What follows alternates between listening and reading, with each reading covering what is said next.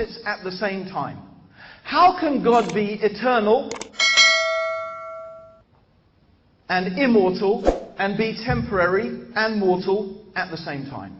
How can God be self-sufficient and needy at the same time? How can something be all-knowing and ignorant of things at the same time? It doesn't mean anything. By definition, to say God became a man actually has no meaning.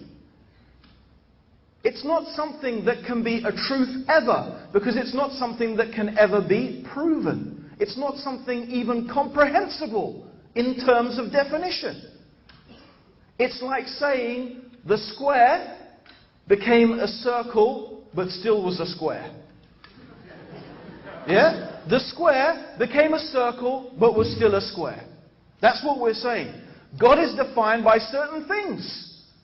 And man is defined by certain things. And those things are opposites. You can't be the same, you can't be the two things at the same time.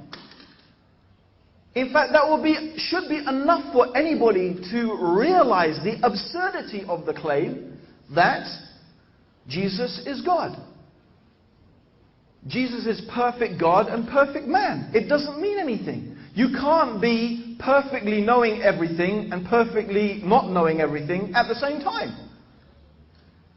And for someone who often says, well, God can do anything, of course there are many replies to that. One of them is to answer it with another question. Well, can God do something evil? If He's a good God, and He is a God who is all good, can He do evil? If God is all-knowing, can He, and God is wise, can He do something stupid? No, God has certain attributes. God has a certain nature that defines God. So by definition, that's what defines God. If God is immortal, He does not die. If God is self-sufficient, He does not eat and breathe. And we have too many descriptions in the gospel of Jesus, of His mortality. Of course, according to Christian theology, He dies on the cross. He's killed. Can you kill God? According to the Bible, Jesus doesn't know things. He's ignorant of things. He is weak. He forgets. He's human. He eats. He walks in the marketplace. He breathes air. This is Jesus. There's one amazing example that is so clear. It's the famous example of the fig tree, that one day Jesus is riding on a donkey. Think about it. Does God ride on a donkey? And He sees a fig tree and He feels hungry. So God is hungry. And He wants to eat some figs. So He goes to the fig tree and He finds there's no figs on the tree. That means from the donkey to the fig tree, He couldn't see whether there were figs or not. Is that someone who sees everything? He didn't even know there were no figs on the tree. And it becomes more surprising because when there were no figs on the tree, it says, because it wasn't the season for figs. So He didn't even know when the seasons were, and He's supposed to be the creator of the seasons. So we've got a God riding on a donkey who gets hungry, okay, who doesn't know whether there's figs on the tree and doesn't even know the seasons of the figs, right? And when he sees there's no figs on the tree, he gets so upset, he curses the fig tree and it withers and dies. Now, that is truly extraordinary. Because most Christians would say in defense is that, no, all of that was the human side of Jesus. The human side of Jesus was His riding on a donkey, His not knowing, His feeling hungry. But the God bit of Jesus was when He cursed the fig tree and it withered and died.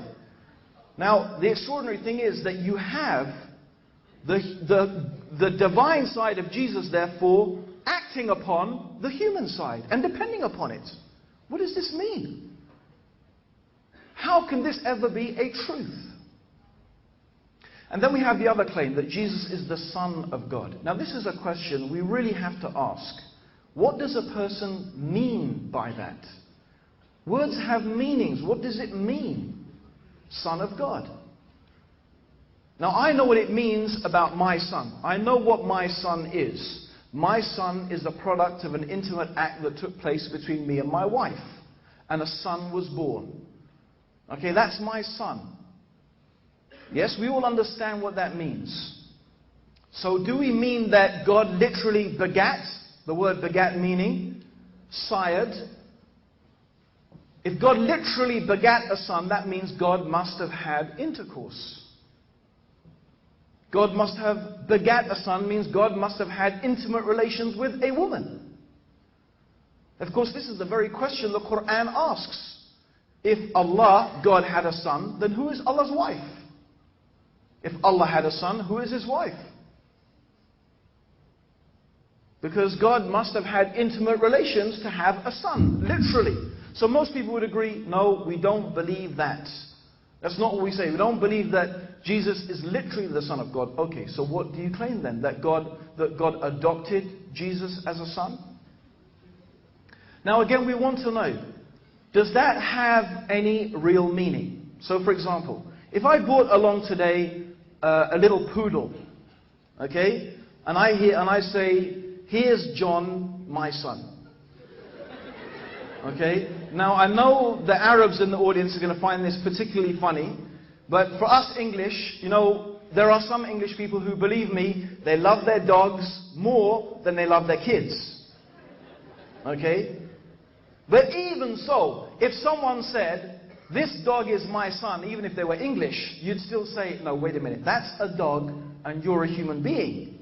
And what if he goes on to say, no, he's my son, he eats with me at the table, the adoption papers are coming through next week, okay, this is my son. And you would say, look, you're a human being, that is a dog. You can't take a dog as your son. You have to take a human being as your son. Something like you. Yes? That's what we understand. It doesn't mean anything. It's an absurdity. In fact, you know how we insult people? We say, Ibn Qalb, you son of a dog. Huh? You say that someone is the son of a dog. Even in American they have it, you son of a dog. Okay? They have that.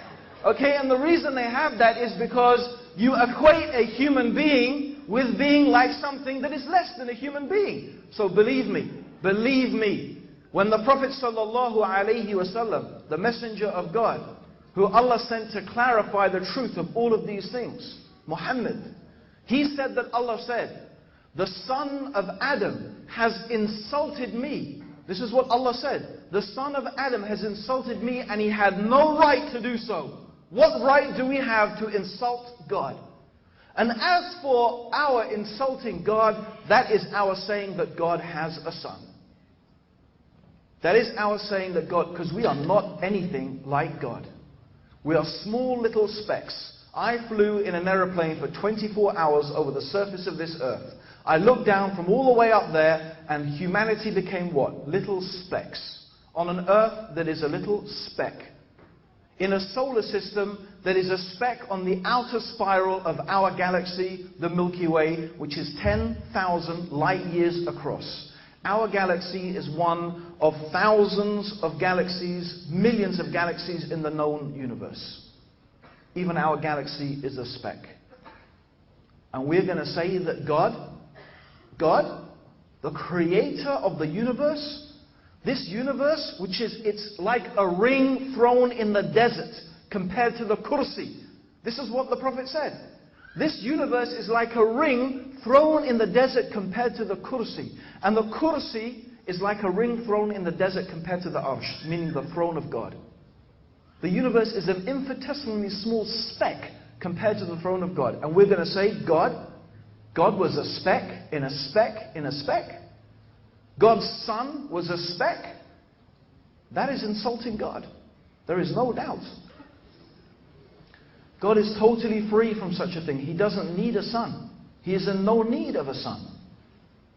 And he is in no need to kill an innocent human being in order to forgive people's sins. All you have to do is to recognize that you have done something. شهد الله أنه لا إله إلا هو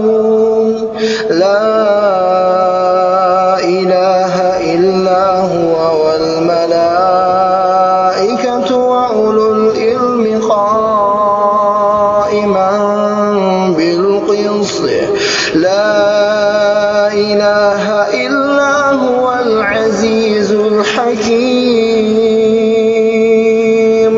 إن الدين عند الله الإسلام